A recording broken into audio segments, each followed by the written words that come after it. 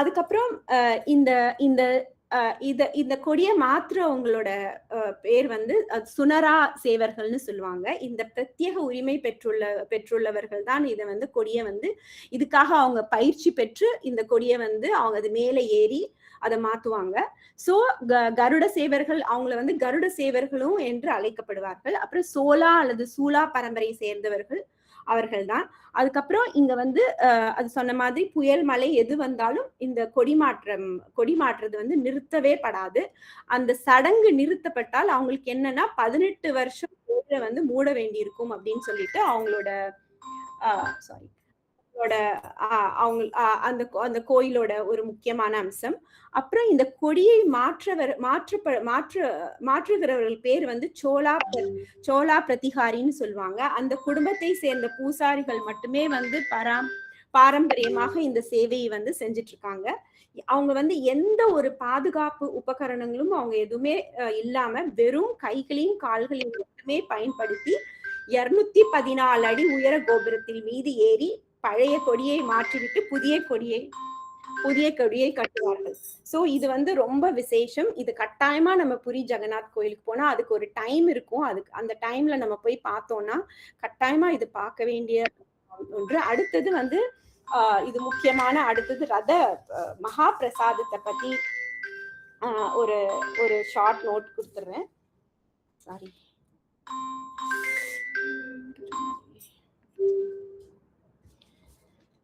தினமும் இங்க வந்து இதை பற்றி சொல்லணும்னா புரி ஜெகநாதர் ஆலயத்தின் சமையலறை இது வந்து உலகத்திலே மிகப்பெரிய சமையல் அறையாக கருதப்படுகிறது. இங்க சமைக்கப்படும் உணவு வந்து லக்ஷ்மி தேவியால் நேரடியாக ஆசிர்வதிக்கப்பட்ட மகா பிரசாதம் என்று அழைக்கப்படுகிறது. அங்க எப்படின்னா வந்து அடுக்கு மண்பாண்டங்களை வந்து வச்சு சமைப்பாங்க. ஒரே விறகு அடுப்பின் மீது ஒன்றன் பின் ஒன்றாக 7 மண்பாண்டங்கள் ஒன்றின் பின் ஒன்றாக 7 மண்பாண்டங்களை அடுக்குவார்கள். அதுல உள்ள அதிசயம் என்னவென்றால் கீழ் பாத்திரத்துல உள்ளது முதலில் வேகாது, உச்சி அடுக்கில் உள்ள உணவுதான் வேகும். மண்பாண்டங்களை மட்டும் பயன்படுத்துவார்கள். அங்க வந்து ஒரு முறை பயன்படுத்தப்பட்ட மண்பாண்டங்கள் மறுமுறை பயன்படுத்த மாட்டார்கள். அதுக்கப்புறம் லக்ஷ்மி தேவியின் வந்து ஆசி அது எப்ப வந்து அது மகா பிரசாதம் ஆகுதுன்னா தினமும் சமைக்கப்பட்ட உணவு வந்து ஜெகநாதருக்கு படைக்கப்பட்டு அதுக்கப்புறம் வந்து பக்கத்துல அருகில் உள்ள விமலா தேவி கோயில் இருக்கும் பக்கத்துல. அங்க வந்து மகாலட்சுமி சன்னதிக்கு கொண்டு செல்லப்பட்டு அங்க வந்து அவருக்கு படைக்கப்படுகிறது. அதற்கு பின்னே அது தெய்வீக ஆற்றல் பெற்று மகா பிரசாதம் ஆகிறது.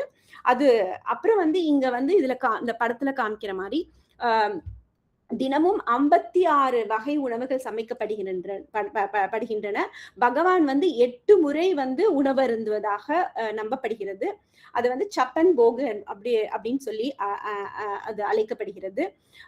தினமும் வந்து 20,000 மக்கள் வருவார்கள். விழா காலத்துல வந்து 5 லட்சம் மக்கள் வருவாங்களாம்.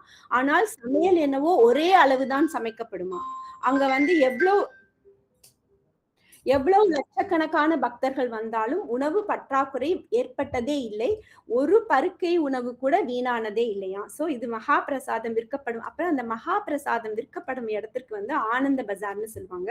அங்க வந்து மிகப்பெரிய திறந்த வெளி உணவாக கருதப்படுகிறது. அங்க வந்து அங்க வந்து எந்த ஜாதி மதம் ஏழை பணக்கார பாகுபாடு இல்லாமல் அனைவரும் ஒரே இடத்தில் அமர்ந்து சாப்பிடும் இடமாக கருதப்படுகிறது. அது முக்கியமான அம்சம். அங்க உள்ள வகைகளான உணவுகள் வந்து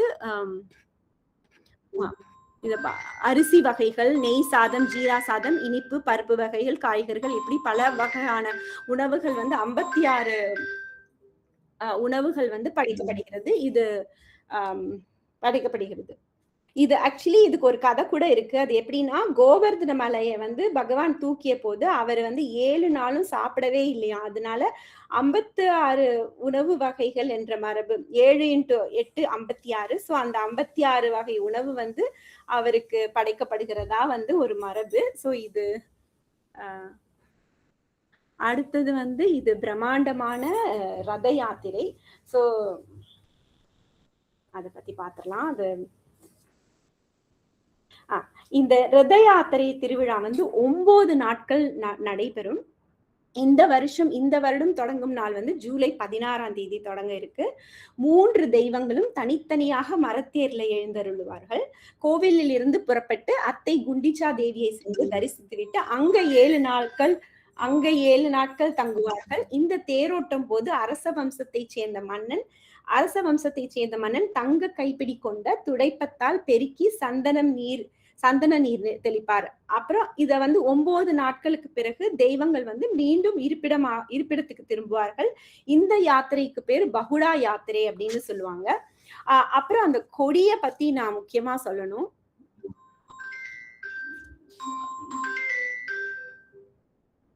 சாரி. இந்த கொடிய பத்தி நான் இந்த தேரை பத்தி சொல்லிடுறேன். ஜெகநாதரோட தேர் வந்து 45 அடி உயரமும் 16 சக்கரங்களையும் கொண்டது. மஞ்சள் சிவப்பு துணியால் கூரை வந்து மூடப்பட்டிருக்கும். அடுத்தது பலராமரோட தேர் வந்து 45.6 அடி 14 சக்கரங்கள், பச்சை மற்றும் சிவப்பு கூரை மூடப்பட்டிருக்கும். அடுத்தது தங்கை சுபத்ராவோடது வந்து 44.6 அடி 12 சக்கரங்களை கொண்டது. இது வந்து கருப்பு மற்றும் சிவப்பு நிற துணியால் அலங்கரிக்கப்பட்டிருக்கும். சோ பிற மதத்தினர் கோவிலுக்கு வர முடியாத எல்லா மக்களுக்கும் காட்சி கொடுக்கவே ஜெகநாதர் ஆண்டுக்கு ஒரு முறை வருகிறார் என்று சொல்லிட்டு வருகிறார். அது இந்த உலக புகழ் பெற்றது. அடுத்தது வந்து இதான் குண்டிச்சா கோயில். இங்கதான் வந்து பகவான் வந்து 7 நாட்கள் தங்கிட்டு திருப்பி வந்து இங்கதான் தங்குவாங்க 7 நாட்கள். அதுக்கப்புறம் 9வது நாட்கள் பிறகு வந்து இங்க 7 நாள் இருந்துட்டு திரும்பி வந்து அவங்க இருப்பிடத்துக்கே போயிடுவாங்க. சோ இது பேரு ஹரா பஞ்சமி அப்படின்னு சொல்லுவாங்க. இங்க தடங்களே மிகவும் விசேஷம். இது ரொம்ப விசேஷமானது. அடுத்தது அங்க இருக்கிற 2 மகான்களை பத்தி மட்டும் சொல்லிடுறேன். இது வந்து சைத்தன்ய மகாபிரபு வந்து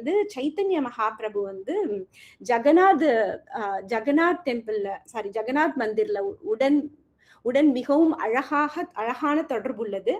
புரியில் உள்ள ஜெகநாதரை ஸ்ரீ கிருஷ்ணராகவே கருதி மிகுந்த பக்தியுடன் வழிபட்டார். அவரோட தனது வாழ்க்கையில் கடைசி ஆண்டுகள், அதாவது 18 ஆண்டுகள் புரியிலே கழித்தார். அந்த ஜெகநாதர் ரத யாத்திரையின் விழாவில் ஆண்டுதோறும் கலந்து கொண்டு பரவசமாக நாம சங்கீர்த்தனம் செய்தார். அந்த ஹரே கிருஷ்ணா மந்திரம் பரப்பிய மகா ஞானி அவர்தான். அவரை பத்தி ஒண்ணு சொல்லணும்னா நிறைய இருக்கு. அவரை பத்தி சொல்றதுக்கு நான் ஒண்ணு மட்டும் சொல்லிடுறேன். கருட கம்பம், அதாவது ஜெகநாதர் சன்னதிக்கு எதிரா அமைந்துள்ளதுதான் அந்த கருட கம்பம். அந்த கம்பத்துல நின்னுட்டு தான் அவர் வந்து ஜெகநாதரை வந்து தரிசிப்பாராம். ஜெகநாதரை பார்த்தவுடன் அவருக்கு வந்து கிருஷ்ண பக்தி வந்து பரவசத்தில் அவர் அப்படியே கண்ணீர் அவருக்கு அப்படியே கொட்டுமா. அவர் வந்து நாம சங்கீர்த்தனம் செய்வார் என்று கூறப்படுகிறது. கருட கம்பத்தில் வந்து அவரது இன்னமும் வந்து அந்த கம்பத்துல போய் அவரோட கைரேகை அடையாளம் இருப்பதாக சில பாரம்பரிய கதைகள் கூறுகின்றன. சோ அந்த அளவுக்கு அவருடைய பக்தி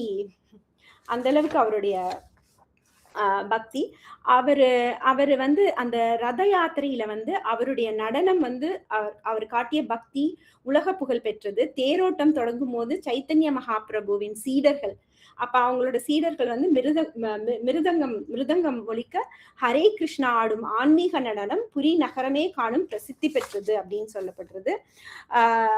அதுக்கு இந்த சைத்தன்ய மகாபிரபு வந்து அவர் வந்து மாலை நேரத்துல வந்து அவர் தங்கியிருந்த இடம் வந்து காம்பீரா அப்படின்னு சொல்லி அவர் தங்கியிருந்த அறை பேர் வந்து காம்பீரா என்று அழைக்கப்படுகிறது. அதுக்கப்புறம் அவர் ஒரு நாள் ஒரு மாலை நேரத்துல வந்து ஜெகநாதரை வந்து சந்திக்க போயிருக்காரு. அந்த ஆலயத்துக்குள்ள போயிட்டு அவர் வரவே இல்லை. சோ அதனால அவருடைய பக்தி சாதாரண மனித நிலையை கடந்தது. புரி ஜெகநாதர் ஆலயத்துல வந்து இன்றும் உலக அளவில் பக்தி பார்க்கப்படுவதற்கு ஸ்ரீ சைத்தன்ய மகாபிரபுவோட நாம கீர்த்தனம் இயக்கமே அப்படின்னு சொல்லிட்டு இயக்கம். சோ அந்த அளவுக்கு சைத்தன்ய மகாபிரபு அவரை பத்தி நிறைய இருக்கு. பட் என்னால கொஞ்சம் தான் எடுக்க முடிஞ்சிச்சு. அடுத்தது ஜெயதேவரின் அஷ்டபதி. இது வந்து அஷ்டபதி வந்து எல்லாருக்கும் தெரியும்னு நினைக்கிறேன். 800 ஆண்டுகளுக்கு மேலால பிரிக்க முடியாத ஆழமான ஆன்மீக கலை சம்பந்தம் உள்ளது இதுக்கு. புரி ஜெகநாத்துக்கும் இதுக்கும். அதாவது ஆதிசங்கரர் பாடியதுதான் ஜெகநாதர் அஷ்டகம். ஜெயதேவர் எழுதியதுதான் அஷ்டபதி, கீத கோவிந்தம்னு சொல்லுவாங்க. ரொம்ப முக்கியமானது. புரி கோவிலில் தினமும் இரவு ஜெகநாத் சுவாமி அறைக்கு சென்று உறங்கும் போது, அதாவது 11:30 மணிக்கு கோயில் மூடப்படும். அப்ப அவர் அறைக்கு சென்று அவர் உறங்கும் போது முன்னர் அவருக்கு பட்டு ஆடை அணிவிக்கப்பட்டு மலர்கள் அலங்காரம் செய்யப்பட்டு கருவறையில் ஜெயதேவரின் அஷ்டபதி பாடல்கள் பாடப்படும். இதை கேட்டுக்கொண்டே ஜெகநாதர் உறங்குவதாக ஒரு ஐதீகம். அவரோட அந்த பட்டு ஆடையில அந்த அஷ்டபதி அது சமஸ்கிருதத்துல இருக்கு. அது அந்த பட்டு ஆடைகள்ல அஷ்டபதியில நெய்யப்பட்டு அஷ்டபதியோட அந்த சமஸ்கிருத வார்த்தைகள் நெய்யப்பட்டு கீத கோவிந்தத்தின் அஷ்டபதி வரிகள் துணியில நெய்யப்பட்டிருக்கு. அததான் பகவான் இறைவன் தன் உடலில் அந்த உடல்ல அந்த அந்த அந்த வரியை தாங்கி இருக்கிறார், உடலில் தாங்கி இருக்கிறார் அப்படின்னு சொல்லிட்டு அந்த அளவுக்கு கீத கோவிந்தம்.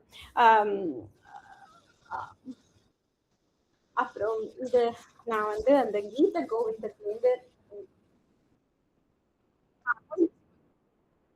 முடிஞ்சிருச்சு. இந்த பாட்டை மட்டும் நான் பாடிடுறேன். அதுக்கப்புறம் இந்த கீத கோவிந்தன் ரொம்ப முக்கியம். இதை மட்டும் நான் பாடிடுறேன். அதுக்கப்புறம் சொல்லலாம். அவ்வளவுதான், முடிஞ்சிருச்சு. அங்க இன்னொரு 2 சன்னதி இருக்கு. விமலா தேவி சன்னதி, மகாலட்சுமி சன்னதி. அதுக்கப்புறம் நான் இத கொஞ்சம் பாடிடுறேன் ப்ளீஸ்.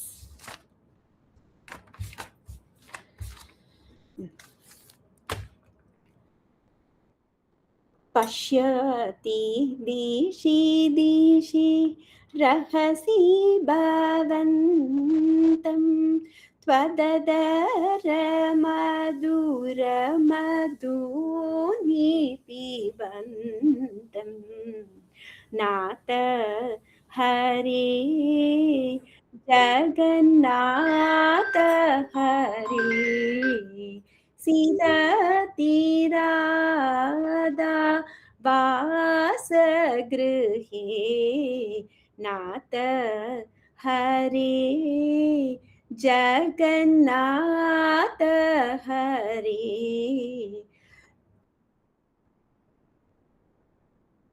ஸோ இது நிறைய இருக்கு. ஸோ டைம் இல்லாத காரணத்தினால நான் முடிச்சுக்கிறேன். ஆக்சுவலி எல்லாருமே நம்மளோட இதுல இந்த சார்தாம்ல எல்லாரும் பார்த்திருப்பாங்க. ஆனா இந்த புரி ஜெகநாத்தை பார்க்க வேண்டிய அவசியமான ஒரு கோயில். ஸோ நான் பிரார்த்தனை பண்ணிக்கிறேன், எல்லாரும் கட்டாயமா பார்ப்பீங்க. ஜெகநாதரை கட்டாயமா பார்க்குற வாய்ப்பு அவரே உங்களுக்கு கொடுப்பாரு. நன்றி. வாய்ப்பு கொடுத்தமைக்கு நன்றி. தேங்க்யூ.